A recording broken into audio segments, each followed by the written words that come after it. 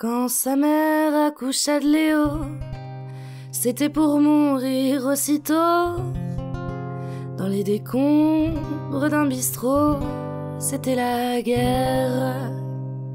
Il a grandi, on ne sait comment, en s'inventant plein de mamans, des prostituées, des sans-argent, la vraie misère. Comme il avait de l'aisance et n'était pas idiot, à son adolescence il devint gigolo. Dans le lit des femmes chics, il fit don de ses dons, et à vouloir trop de fric, on finit en prison. Dans la pénombre d'un cachot, on enferma le pauvre Léo, avec les brigands, les salauds, c'était l'hiver. Paraît que t'étais un prostitué, lui dit un gars de sa chambre, et tu vas pouvoir nous réchauffer, fais pas de manière.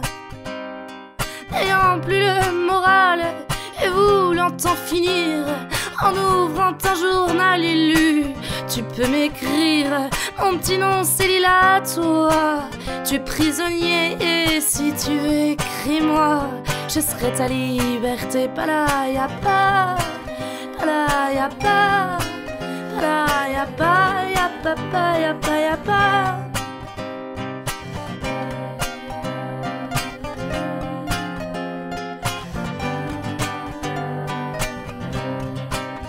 Il a fallu bien des années avant que Léo soit relâché, mais un beau jour c'est terminé, on le libère. Il va pouvoir la rencontrer, celle qu'il appelle ma dulcinée. Il va la couvrir de baisers, il fait le fier. Il croise sur le trottoir un cercueil de bois noir, salue les hommes en pleurs et dérobe une fleur. Il arrive excité et frappe tout essoufflé, et celle qu'il a aimée, il vient de la croiser. Palaya pa, palaya pa, palaya pa, ya pa pa, ya pa ya pa.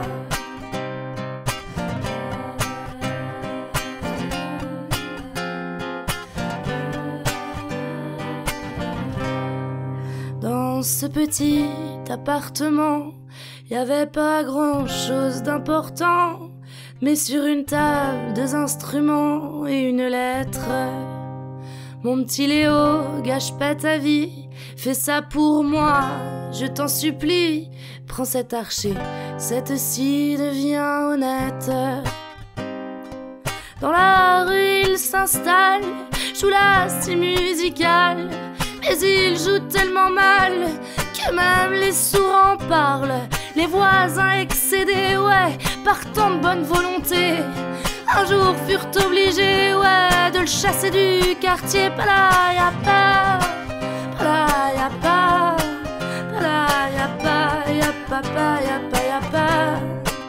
Et puis un jour dans les bistrots, qui se passait rien de très nouveau, on a pu lire dans les journaux ce fait divers. On a retrouvé sous un camion le corps d'un pauvre vagabond, les brassiers et un archer, c'est un mystère.